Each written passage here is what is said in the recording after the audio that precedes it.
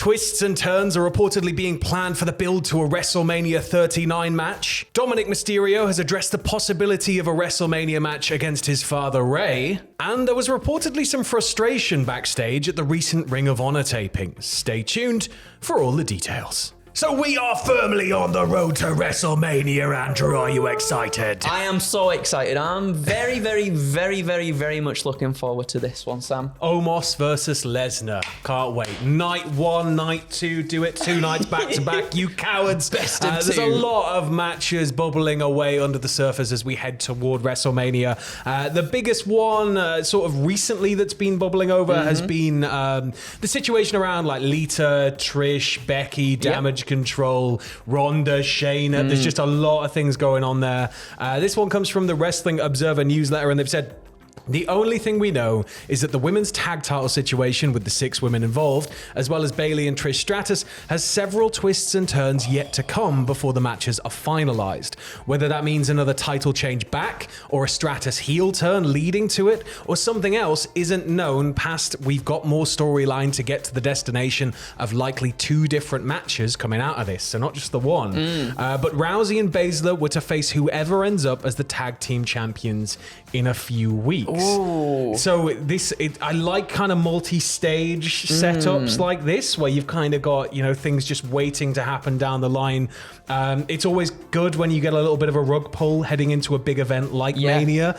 The idea of a Trish heel turn's kind of tantalizing. That's exciting to me. Even though, it's sort of, I guess, cameo, legend. But I don't know. I think that it's certainly something when we're looking at the situation that there's a lot of things I think can change in the lead up to this. Yeah, and that's one of the things that is, I always think, most exciting about WrestleMania is sort of you've got the road there, but more recently it's like, oh, how do we get to these certain things? And like you were saying, the rug's been pulled out from underneath us and we're getting this thing that maybe necessarily we didn't think about to begin with. I'm excited about the prospect of maybe a Trish Stratus heel turn. Yeah. Trish has said in the past that she would love to have one more heel run, and her and Becky have had little interactions in the ring when it comes to live shows and stuff. I think Trish has slapped Becky on occasion when Becky was heel, and I would love to see those two maybe have a match. I know a lot of people saying maybe they want to see like a Lita and Trish Stratus match again, either like them against each other on the grandest stage of them all, or maybe perhaps teaming up together. My concern here is that you've got Ronda and Baszler who are kind of, angling toward becoming this dominant female tag team, quite aggressive heel female tag team, and it's sort of, you're gonna lose that maybe if you throw in like a Trish heel turn, unless you want to turn it into like 6-person match. Maybe. I don't know. I'm not too sure because you could have Trish come in and then cost Becky and Lita the tag team titles, have them go back to Damage Control, and then you have Io and Dakota versus Ronda and Shayna at WrestleMania, which still might be a pretty good match as well at the same time. But yeah, no, that's why I'm excited, Sam. I'm excited to see where it ends up. Card subject to change, even before it's finalized and booked and everything. But moving to Florida now, we've got an update on Dragon Lee's WWE NXT debut. Now, he's hoped to arrive next week, according to The Observer. It's not a for sure, but that is the expectation. He signed in December and was ready to debut in early January. The problems with getting a visa have kept him from coming in so far, but it appears the plan is to link him in a feud with Grayson Waller, since he already tweeted something in that direction. For A&E this weekend, Biography at 8 p.m. will be about China, and Rivals will be Rock versus Cena as well. Oh, very nice. The Dragon Lee stuff, I am... it would make sense because obviously we've seen Shawn Michaels accept Grayson Waller to be on the Grayson Waller effect at Roadblock, I believe next week. God, that's come around fast. And it would make sense because I don't think Shawn's going to have another match anytime soon. It's sort of, it feels like if we could debut Dragon Lee on like a slightly bigger stage, I think it would make a bit of a bigger deal out of him, because there are still going to be a lot of people who don't really know what he's about, haven't maybe seen many matches involving him. So he's a great get for NXT. I think Waller's a really good sort of first feud. Definitely. I think the back and forth there is going to be great in ring. Yeah, I can't wait. I'm hoping that it is next week, because that would be like the perfect setup for him. Get Shawn Michaels to bring him in, announce him and everything, make it feel like a big deal, as it should be. And then head into this feud with Waller, who is also on the rise as well. I don't know how he's not on the main roster. I know, me neither. He's just biding his time, just like Dominik Mysterio. Oh, segue. Now, Dominik sat down with our friends over at Inside the Ropes, and the topic of his WrestleMania plans was brought up. Now, he said, I think at this year's WrestleMania, you can definitely see Dom Mysterio in Mammy's corner. He also spoke about the possibility of facing his dad in saying, if it's my dad, which I don't think he's going to do it, but we'll see what happens.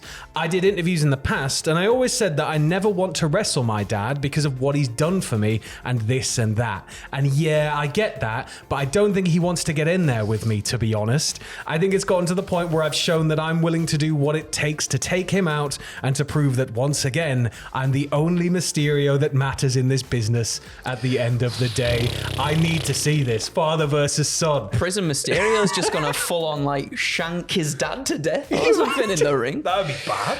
It would be pretty bad, I'm not gonna lie. I feel like maybe I can't decide, Sam. Yeah. This is coming off the top of my head right now. Do I want Dominik to retire Rey at some point? See, you could do the mask thing. I've thought about this. I think that if you were to have Dominik versus Rey at Mania, you could have Rey come out first and then have Dominik come out in a Rey mask, kind of aping him, and that would be the first time we see him masked, I guess, like that. But I think anyway. But it's sort of building back there. Dominik can't be prison Dom forever. He's gonna, we all grow as people. We all have changes of hearts. Dominik may one day decide to turn his back on the way of life he's enjoying right now. And having great success with right now. He's never going to change his ways, is he? But I think, you can turn that back around into a potential Rey Dom retirement moment. Yeah, definitely. But again, I don't know. It's I'm one not of too those things. sure. I just want to see this match. I mean, I think with everything that's happened with Rey going over to SmackDown after being like, I can't stay on Raw for any longer. Like, obviously something's going to come full circle with this anyway. With how far Dominik's come in such a small amount of time, really, when you look at it, and given the kind of start he had, the world shutting down and everything, and then building all back toward it, it's sort of, I kind of think a big featured moment might be his arrival. Going in there with his dad. It's somebody who undoubtedly they probably have all the access to each other to train in advance and work out some really cool stuff, if you want to look at it from that perspective. But from a storyline perspective, I think it finally gives us that little bit of blow off, stokes the flames a little bit more for a bit. Definitely. And Rey can come and go and do whatever in and around that. I'm thinking as well, like if Vicky Guerrero's leaving AEW too, or if Vicky comes back and something gets involved here with obviously all the stuff being said, like Dom's like, oh, Eddie, I wish he was my pappy. There's just a whole episode of Raw, the backstage segments, and just pre-tapes of Dominik moving all of his stuff out of Rey's house, just moving it into Vicky's house as Vicky stands there, just looking at Rey shaking her head.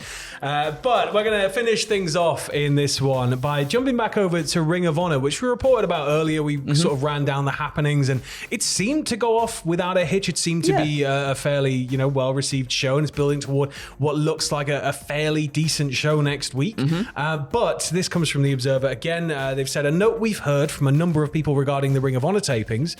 There were several people flown in for the show and not used. A lot of the guys cancelled their weekend bookings on indie shows, and they did get paid more than they would have made on the indie shows, so that's not an issue.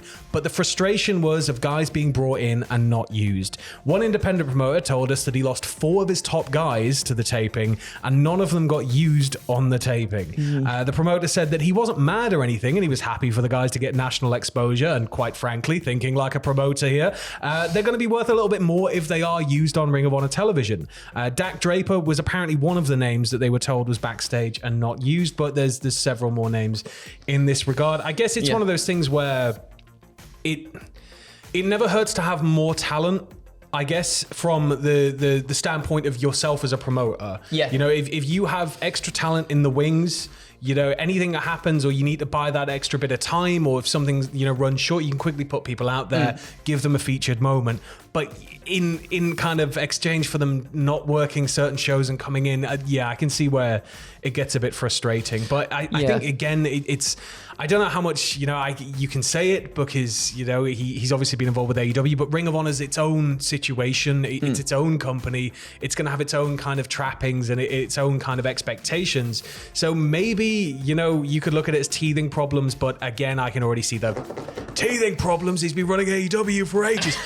So it's sort of, I feel for everybody in that respect. Yeah, for sure. Especially the smaller shows, but yeah.